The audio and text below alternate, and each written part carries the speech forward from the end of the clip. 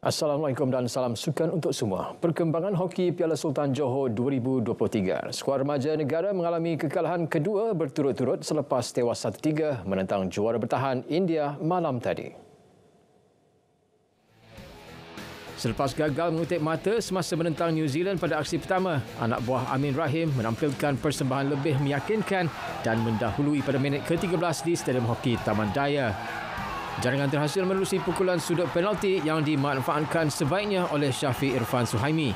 Bagaimanapun, kedudukan itu tidak kekal lama apabila India berjaya menyamakan kedudukan menerusi Lalage Aditya Arjun pada minit ke-28. Lakra Amindip menambah jaringan India pada minit ke-37, kali ini melalui pukulan sudut penalti. Gawang Malaysia bolos lagi pada minit ke-54, juga menerusi pukulan sudut penalti yang disempurnakan Rohit. Keputusan malam tadi meletakkan skuad muda negara di kedudukan terakhir kumpulan B, sementara India di tangga teratas dengan 4 mata diikuti Pakistan. Selepas ini, Malaysia dijadual menentang Pakistan pada Selasa.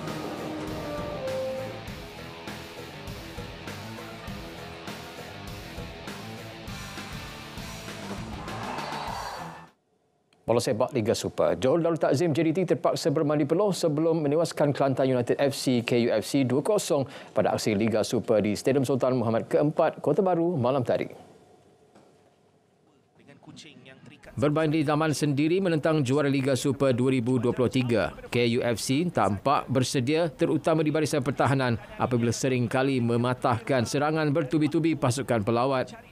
Muhammad Syami Safari terlebih dahulu nyaris menghasilkan gol pembukaan pada minit ke-10 buat JDT, namun sekarang melepasi tiang gol KUFC.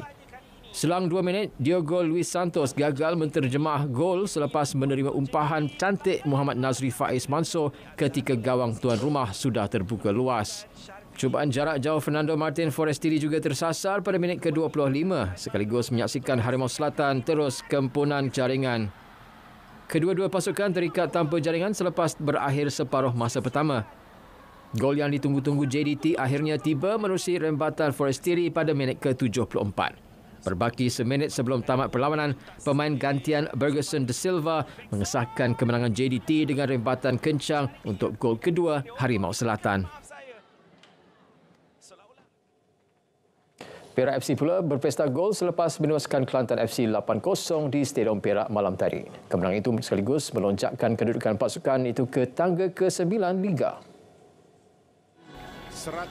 Beraksi di laman sendiri, Perak FC mendahului seawal minit ke-14 menerusi rembatan deras penyerang import Luka Milonovic. 3 minit kemudian, Wan Zek Haikal menjadikan kedudukan 2-0 selepas memanfaatkan situasi kucar kacir di hadapan gawang Kelantan FC. Milonovic kemudian meledak gol ketiga skuad The Boss Gaurus menerusi jaringan cantik selepas menyudahkan bola hantaran Sonde Afolabi pada minit ke-25. Penyerang Serbia itu melengkapkan hat-trick pada minit ke-33 sekali lagi menerusi rembatan deras menewaskan Muhammad Irfan Haikal di pintu gol Kelantan FC. Shivan Pillay Asukan terus menghukum kealpaan skuad The Red Warrior menerusi gol kelima pada minit ke-36.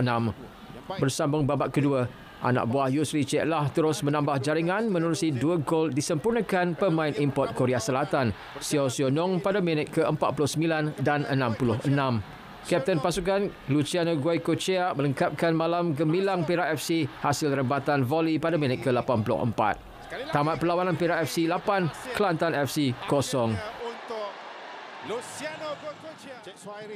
Pengendali Perak FC Yusri Cik Lah nyata puas dengan aksi tampilkan barisan pemainnya sepanjang perlawanan. Kita beraksi dengan pasukan yang nothing tulus ni sebenarnya selalunya kita akan ditimpa musibah seandainya kita tidak berjaga-jaga, dan sudah pasti pemain fokus sehingga habis perlawanan dan memberikan komitmen 90 minit dengan cukup baik, dan saya memuji mereka disebabkan tidak memandang mudah walaupun mereka mendahului di separuh masa pertama 5 jaringan dan terus mendapatkan jaringan untuk separuh masa kedua. Nada berbeza disuarakan pengendali Kelantan FC, Angel Alfredo Ferra, yang mengakui barisan pemain mudanya kurang pengalaman beraksi di pentas tertinggi. Nikmati pertandingan, no? Walaupun kita tahu akan bisa kalah sama tim-tim lain, kita butuh nikmati juga, no? Jangan kita stres, walaupun pasti di pertandingan mereka mental turun, tapi harus jadi kuat untuk selesai kompetisi ini dengan yang terbaik. Sama, kita cuma boleh berusaha, kerja keras, kasih maksimal.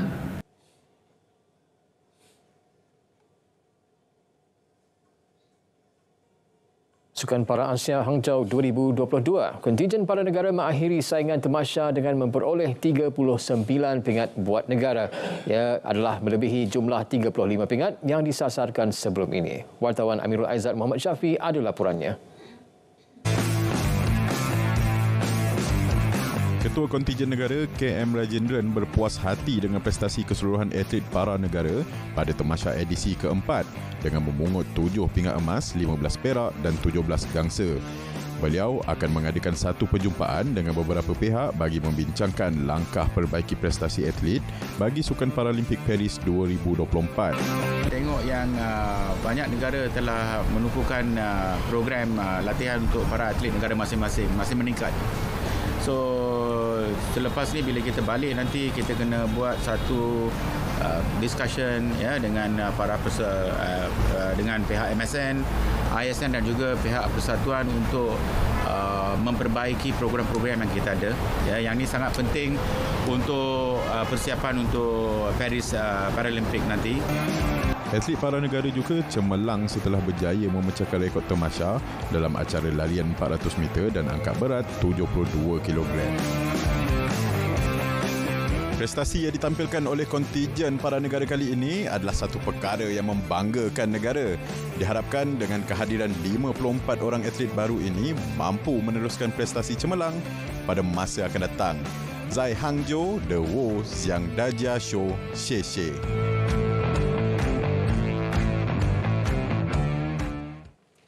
Tamasya Para Asia edisi keempat akhirnya melabuhkan tirai malam ini di Stadium Olimpik Hangzhou. Kemeriahan di stadium dirasai dengan kira-kira 70,000 penonton hadir menyaksikan persembahan penuh warna-warni. Edisi kali ini China mengekalkan kecemerlangan apabila mengungguli tempat pertama dengan pungutan pingat sebanyak 214 emas, 167 perak dan 140 gangsa menjadikan jumlah keseluruhan 521 pingat. Tempat kedua menjadi milik Iran, manakala Jepun menduduki tempat ketiga. Kontingen negara kali ini meraih 39 pingat iaitu 7 emas, 15 perak dan 17 gangsa. Atlet renang para negara Carmen Lim menjadi pembawa jalur gemilang acara penutup itu.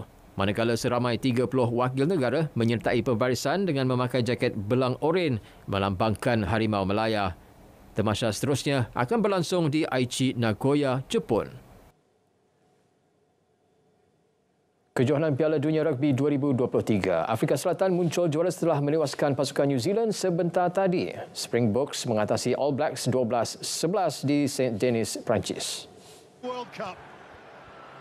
Juara bertahan Springboks bermula baik apabila memperoleh 3 mata pertama melalui sepakan penalti oleh Handré Pollard pada minit ketiga.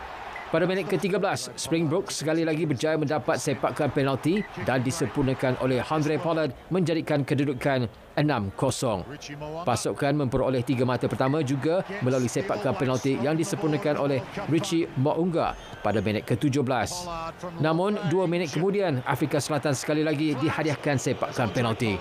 Pollard sekali lagi tidak mensia-siakan peluang menjadikan kedudukan 9-3. Di minit ke-34, Afrika Selatan terus mendahului dengan 12-3 apabila Pollard sekali lagi menyempurnakan sepakan penalti.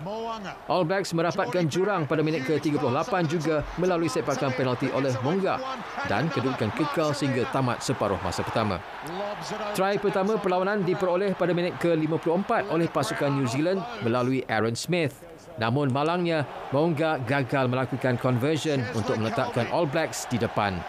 Kedudukan itu kekal sehingga tamat perlawanan membolehkan Afrika Selatan kekal sebagai juara dan memenangi Piala Webb Ellis untuk kali keempat. Pemain Afrika Selatan, Pieter Steph Du Toit, muncul pemain terbaik perlawanan. Sekian Stadium RTM, saudara terus beri sokongan dan bantuan selain berdoa untuk rakyat Palestin yang ditindas Zionis. Dari sungai hingga ke segara, Palestin pasti merdeka. Salam Malaysia Berani, tekad perpaduan penuhi harapan.